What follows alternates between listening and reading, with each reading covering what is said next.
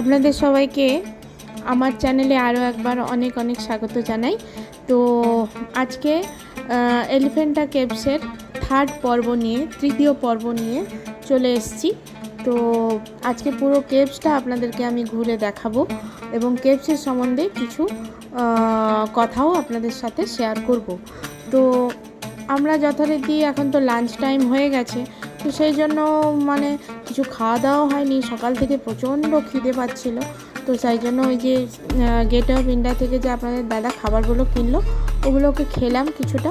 খেয়েটে তারপর আমরা এই যে কেভসের ভেতরে এন্ট্রি নিয়েছি। এবার কেভসের মুখে সামনে দিয়ে এবার যাচ্ছি। তো এই প্রথম কেভসটাতে আমরা এবার এন্ট্রি করব আর কি। এই এলিফ্যান্টা কেভস নিয়ে একটু বলে রাখি আপনাদের। এটি হচ্ছে যখন পর্তুগিজরা উপনিবেশিক আমাদের এখানে ঘাঁটি করেছিল, প্রথম স্থাপন করেছিল, তখন তারা এই গুহাটিতে একটি হাতির মূর্তি খুঁজে পেয়েছিল। তার থেকেই তারা এই জায়গাটির নাম করেছিল এলিফ্যান্টা, এবং তার থেকেই এই জায়গাটার নাম হয় এলিফ্যান্টা কেভস বা এলিফ্যান্টা দ্বীপ। তার আগে অবধি এটি একটি হিন্দু উপাসনালয় ছিল। এই গুহা মন্দিরটি হলো সবথেকে বড় এবং মেন গুহা মন্দির। এর পাশাপাশি আরও কয়েকটি ছোট ছোট গুহা মন্দির আছে। তো এগুলি সব পুরোটাই ব্যাসল্ট শিলা দিয়ে তৈরি। এই দেখুন পাথরগুলো যে এই যে কেটে কেটে করেছে, এগুলো সব ব্যাসল্ট শিলা দিয়ে তৈরি। এবং এই যে পাথরের দেখুন কত ক্ষতিগ্রস্ত হয়েছে। পাথরের কোনোটার পা ভেঙে গেছে, কোনোটার হাত নেই, এগুলো সব ভেঙে দিয়েছে। আমাদের দেশে যতবার মুসলিম আক্রমণ হয়েছে, তো সেই সময় সমস্ত এইসব আমাদের ভাস্কর্য শিল্পকলাকে তারা ভেঙে চুরমার করে দিয়ে গেছে, তো মুসলিম আক্রমণের সময়। তো পরবর্তীকালে ইংরেজরা অনেক চেষ্টা করেছে এগুলোকে সংরক্ষণ করার জন্যে, যখন ব্রিটিশরা আমাদের দেশে আসে। তো তবুও এখনও অবধি ভালোইভাবেই সংরক্ষণ করে রাখা হয়েছে বলে এখনও আমরা এই স্মৃতিস্তম্ভগুলি এখনও আমরা দেখতে যাচ্ছি। তো এই যে থামগুলি দেখছেন, এক একটা পিলার দেখুন, প্রত্যেকটা পিলার কিন্তু সব পাথর কেটে কেটে এখানে তৈরি করা হয়েছে আর কি। কোন যুগে কোন কবেকার কেউ বলে উঠতে পারে না। তো এটা যে কোন যুগে তৈরি এ নিয়ে বহু মতবিরোধ আছে।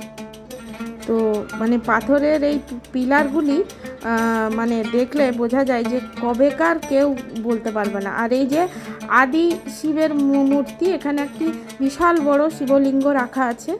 তো এখানে মেনলি এক শিলা বিশিষ্ট 5 মিটারের ত্রিমূর্তি সদাশিব, নটরাজ, যোগীশ্বর মূর্তি আছে।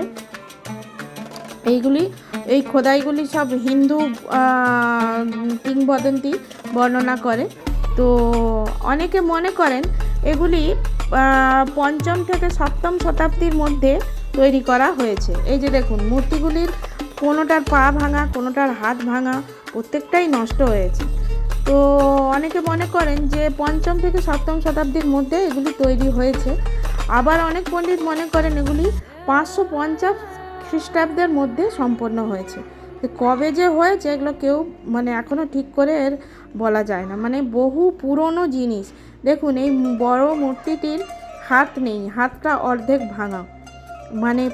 কিভাবে এগুলো ক্ষতিগ্রস্ত হয়েছে। আর এখানে দুটি জলের বড় বড় ট্যাঙ্কি আছে ওপাশের দিকে, বিশাল বড় বড় ট্যাঙ্কি, এবং যার জন্য নিচটা প্রায় ভেজা। পাহাড়ের ওপর থেকে পুরো জল পড়ছে, তো সেই জন্য পুরো নিচটা ভেজা। আর এই মূর্তিটি দেখুন, প্রত্যেকটা মূর্তির মধ্যেই সব কোনোটার হাত ভাঙা, কোনোটার পা ভাঙা। এই দেখুন এই ত্রিমূর্তি যে ভাস্কর্যটির কথা আমি এক্ষুনি বলেছিলাম, ত্রিমূর্তি ভাস্কর্য, এটা পুরোটা ব্যাসল্ট শিলা দিয়ে তৈরি করা হয়েছে এই ত্রিমূর্তি ভাস্কর্যটা। এবং প্রত্যেকটা শিল্প ভাস্কর্য পাথর কেটে কেটে তখনকার দিনে এটা ভাবতেই অবাক লাগে। সে যুগে না ছিল কোনো উন্নত জিনিসপত্র, না ছিল কোনো উন্নত এখনকার মতন কোনো যন্ত্রপাতি, কিছুই ছিল না। অথচ শুধু কি দিয়ে যে তারা এইভাবে কেটে কেটে কেটে কেটে তৈরি করেছে এই পাথরগুলোকে কেটে কেটে, এটা একটা সত্যি একটা আশ্চর্যের জিনিস। দেখলেও ভাবলেও অবাক লাগে। পুরো পাহাড়ের নিচে এইভাবে তৈরি করা হয়েছে। আমরা কিছুদিন আগে অজন্তা গেছিলাম, তো কয়েক বছর আগে। তো অজন্তাতেও কিন্তু এইরকমই, কিন্তু অজন্তার জায়গাটা কিন্তু বিশাল বড়, আরও অনেক বড়। এবং অজন্তাতে আর্যরা যে পুরো তখনকার দিনে আর্যরা যে কথা বলতে পারতো না, তারা যে লিখে লিখে বা ছবি এঁকে তারা মানুষকে বোঝাতো তাদের মনের কথা, সেগুলো কিন্তু সেই ছবি আঁকাগুলো সব অজন্তাতে আছে। তো অজন্তাতে অনেক গুহা আছে, প্রায় 21-22টা গুহা আছে। তো এখন আমরা মেন গুহা থেকে অন্য গুহার দিকে যাচ্ছি। এই যে মূল গুহাটি, তার পাশাপাশি আরও যে কয়েকটি গুহা আছে সেগুলি একটা মণ্ডলা তৈরি করা আছে, এবং সেগুলি প্রত্যেকটাই মানে একই প্যাটার্নের এই গুহাগুলো। এবং প্রত্যেকটি গুহাতেই এই শিব ঠাকুরের, একশিলা শিব ঠাকুরের শিবলিঙ্গ আছে, আর সদাশিব শিবের মূর্তি, নটরাজ শিবের মূর্তি, ত্রিমূর্তি শিবের মূর্তি আছে, আর যোগীশ্বর মূর্তি আছে। তো এই বেশিরভাগ শিব মূর্তি আছে, আর কিছু বৌদ্ধ স্তূপ আছে।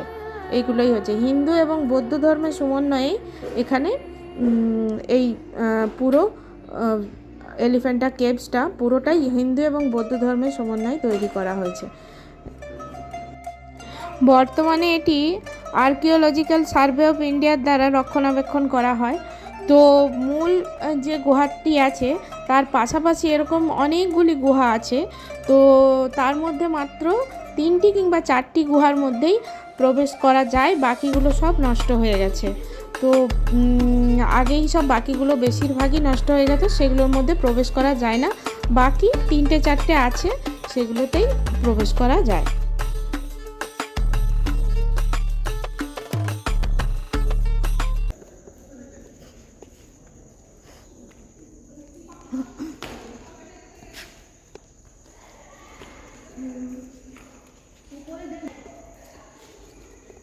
এখানে 3খানা গুহাই দেখার মতন, মানে কেভস 3খানাই আছে যেগুলো মানে পাবলিক আসছে। বাকি মানে গুহাগুলো দেখা যায় না আর কি,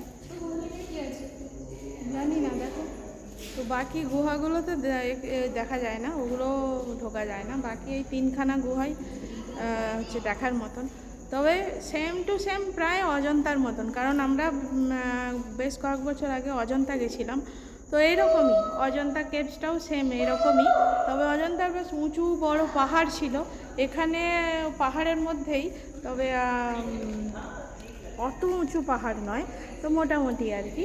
তো প্রায় একদম সিমিলারিটি, একদম সেম টু সেম অজন্তারই মতন এখানে। তবে অজন্তাতে আরও কিছু দেখার ছিল, অনেক কিছু। অজন্তার কেভসটা অনেক বড় ছিল, এটা মূলত ছোট আর কি। তো এখানে আদি মহাদেব শিবলিঙ্গের আছে, রাখা আছে। তো আমাদের আদি পুরুষ শিব মহাদেব, তো শিবলিঙ্গের রাখা আছে। আর বাকি গৌতম বুদ্ধের আছে। তো ত্রিমূর্তি শিবেরও হচ্ছে কি বলে আছে, পাথর কেটে সব মূর্তি বানানো আছে।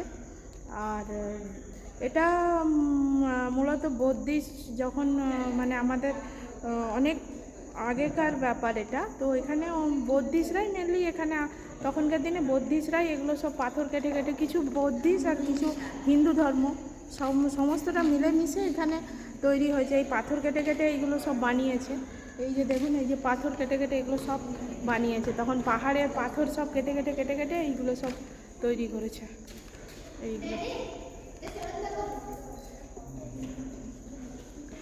এগুলো যে এখনো পর্যন্ত মানে এরা সংরক্ষণ করে রেখেছে, এটাই মানে অনেক, এত মানে সব এত সুন্দর করে সব কিছু সুন্দর করে সাজিয়ে রেখেছে এখনো অবধি। ওই গুহাটার থেকে বেরিয়ে আবার একটি ছোট্ট গুহা, এইদিকে আরেকটি গুহা আছে, ওই গুহাটার মধ্যে এবার দেখতে যাব। তো মূলত এই গুহাটা একদমই ছোট, এরপরের যে গুহাগুলো সে আর ঢোকা যাবে না।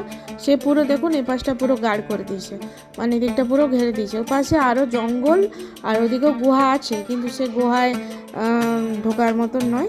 তো এই যে এইটা একটা ছোট্ট গুহা, এই দেখুন পুরো একটা ছোট্ট গুহা, এর মধ্যে সেরকম কিছুই নেই, একদমই ছোট্ট।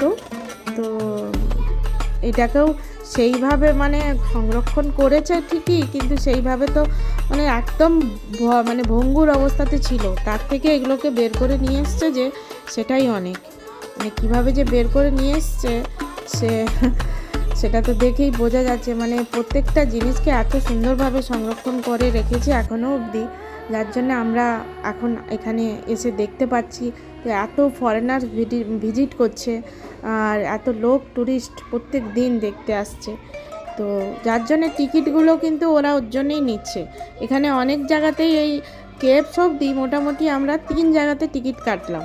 তো 3 জায়গাতেই মোটামুটি টিকিট নিচ্ছে এই কারণেই, কারণ এখানকার এইগুলো সংরক্ষণের জন্য সব ওইখান থেকেই কালেকশান করছে আর কি। প্রসঙ্গত বলে রাখি, এই এলিফ্যান্টা কেভস ভারতবর্ষের মহারাষ্ট্র রাজ্যের মুম্বাই থেকে প্রায় 10 কিলোমিটার দূরে জওহরলাল নেহেরু বন্দর থেকে প্রায় 2 কিলোমিটার পশ্চিমে অবস্থিত। এই এলিফ্যান্টা কেভসকে ইউনেস্কো বিশ্ব ঐতিহ্যবাহী স্থান বা ওয়ার্ল্ড হেরিটেজ আখ্যা দিয়েছেন। তো তাই এখানে প্রত্যেক দিন বহু ফরেনার্স ভিজিট করে এবং বহু দেশ বিদেশ থেকে লোক এই কেভস ভিজিট করতে এখানে আসে। পুরো কেভসটা আপনাদেরকে ঘুরিয়ে দেখালাম। তো কেমন লাগলো অবশ্যই আপনাদের অমূল্য মতামত আমাকে কমেন্টের মাধ্যমে জানাবেন। আর ভিডিও বানাতে প্রচুর কষ্ট হয়, প্লিজ আপনাদের কাছে অনুরোধ রইল ভিডিওগুলো একটা লাইক করবেন অবশ্যই। তো আজকের মতন এখানেই ভিডিওটা শেষ করছি। ভালো লাগলে অবশ্যই একটা লাইক দিয়ে দেবেন। তো খুব শিগগিরই চলে আসবো নতুন একটি ভিডিও নিয়ে। ততক্ষণ সবাই ভালো থাকবেন, সুস্থ থাকবেন। খুব শিগগিরই দেখা হবে আপনাদের সাথে। ততক্ষণের জন্য টাটা।